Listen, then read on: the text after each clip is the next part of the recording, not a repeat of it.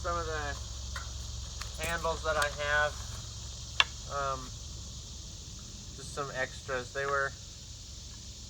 These are beaver tooth handles, and so I just decided that I'm going to keep them down here instead of in my room. And I've got some shipping boxes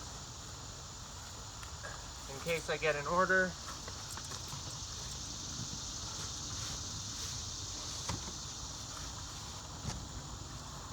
And most of the axes that I end up restoring are actually going to be for sale. So I obviously need something to ship them in.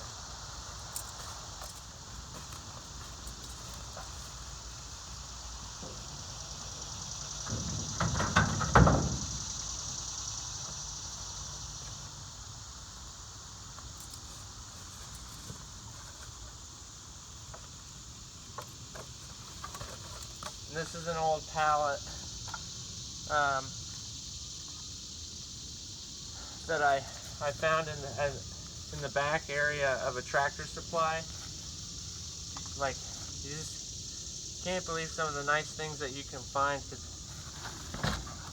Cause some of these pieces aren't very nice, but most of this is really nice straight grain red oak. So I'm gonna probably tear this apart, and then, you know, either I could make a cutting board or I could make a palm swell. I mean, who knows? I might actually use a piece of this because I really like that color, and I might make that into the palm swell for the double bit that we're hanging right now. Yeah, it's pretty nice. And oh, I gotta show you guys my stickers.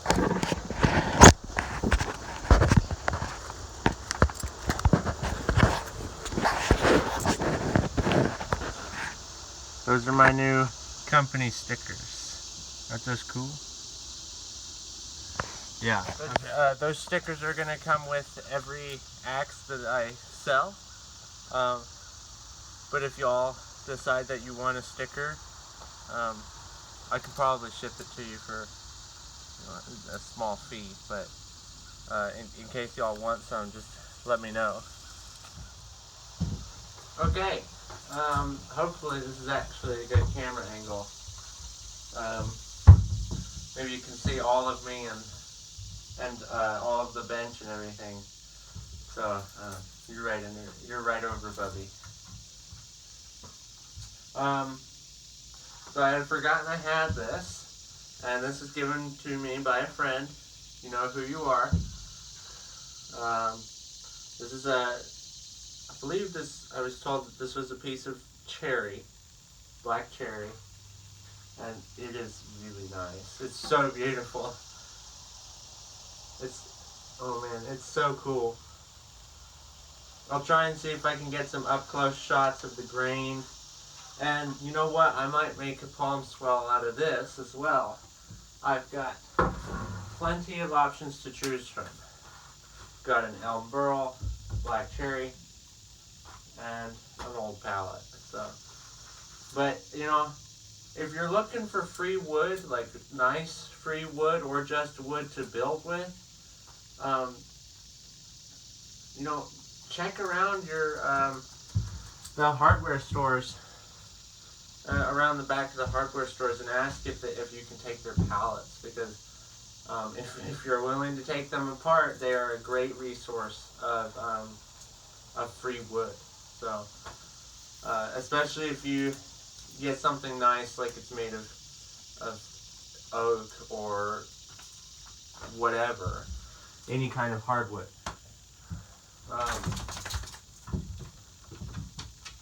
So, you know, that's always a good place to look. That's about all I can think of. Scott's looking for squirrels. Doggy.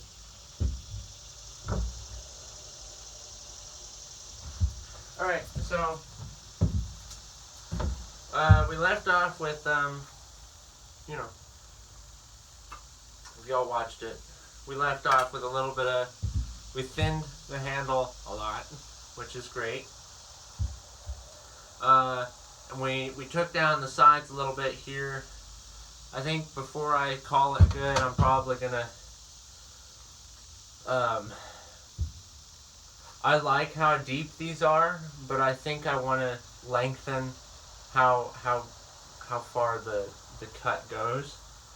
So I'm probably gonna remove just a little bit more right here, because right now it's feeling good, but it's a little bony. That's the best word I can think to describe it. Like it's too thin, and so it kind of hurts the inside of your, like where your hand folds.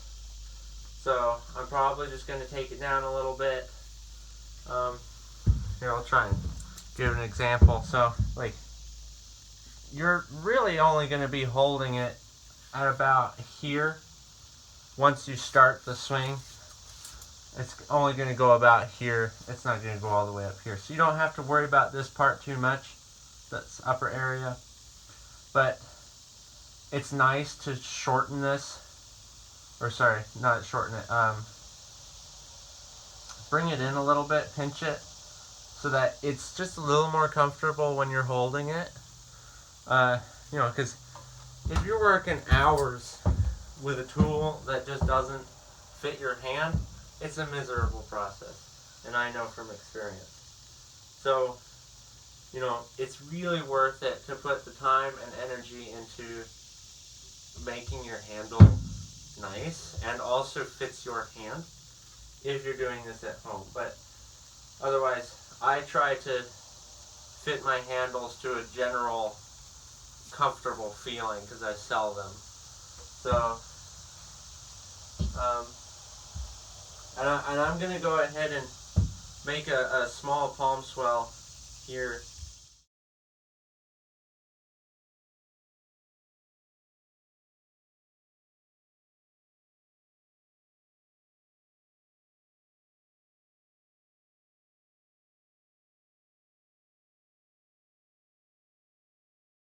Oh, I gotta get this. Puppy laying in the dirt. Get out. Oh, he's a good boy. He's a good dog. Alright, let's check on that. Alright, I'm liking where that's going. So, can y'all see that this side compared to this side? How it's just real smooth. So it's deep. It's just as deep as this one, but it's just real smooth. That's what I'm going for on both sides.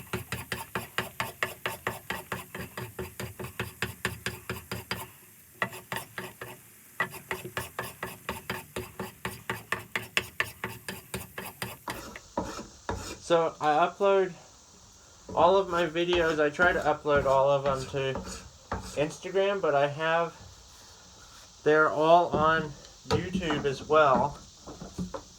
So if y'all want to go check those out, that would be much appreciated. And you know, if you want to subscribe to the channel, that would be great. Alright, I'm liking where that's at. Oh, yeah. That's pretty. Isn't that nice? Oh, yeah, there you go. So I have the handle in the vise on its side so that I can really look at how that rounding is taking place. And then okay, that was the wrong direction. It's going down.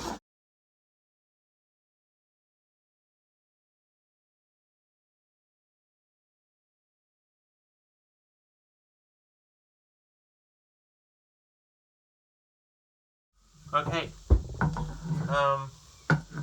So, you know, I've got the handle like into my belly, because just to get a little more stability. Working on the rounding. So there's a little bit of surface tear out here. Just work it out slowly.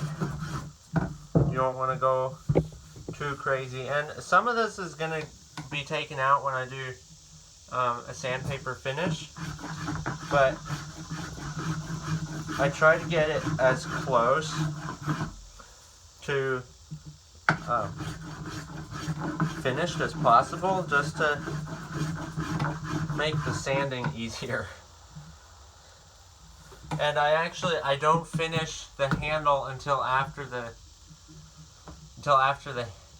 axe head is on, because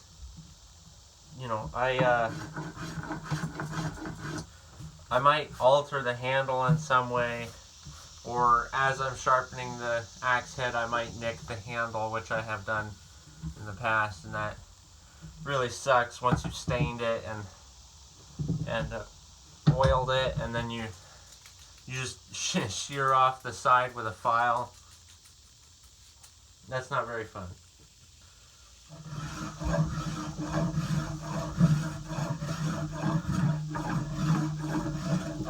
Long smooth pulls help with the unevenness in shaping it, so it makes it really nice and smooth, so there's no like weird undulations in the wood, and so your hand will slide down it a little better while you're working, which in turn helps prevent blisters, which is always a plus.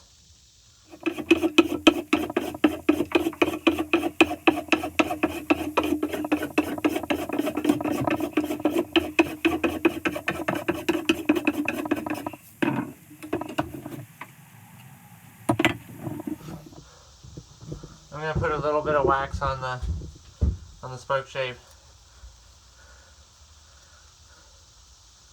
I can feel it sticking a little bit.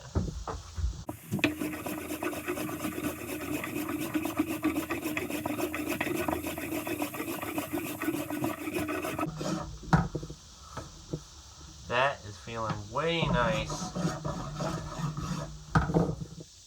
The towards the bottom of the handle, that's feeling really great.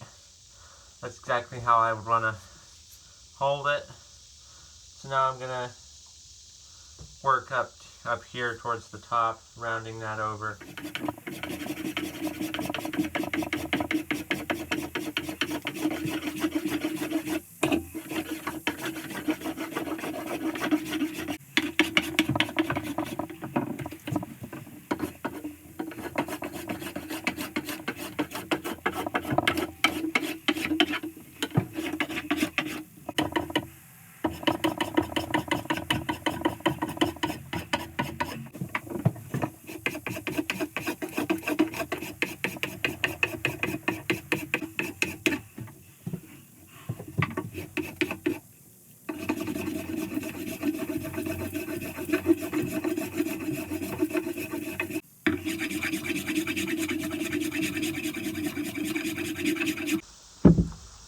Okay, so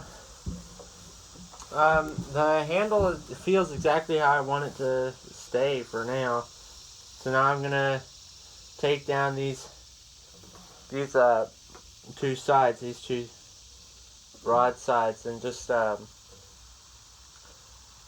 make them completely flat with the rest of the handle, and then I'm gonna put a new palm swell on, and it's just gonna look like two little blocks that I glue onto there.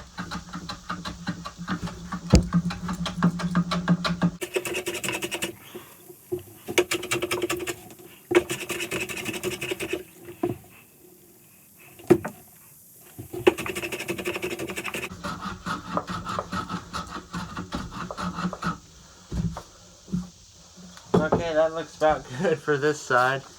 I'm going to switch to the other side.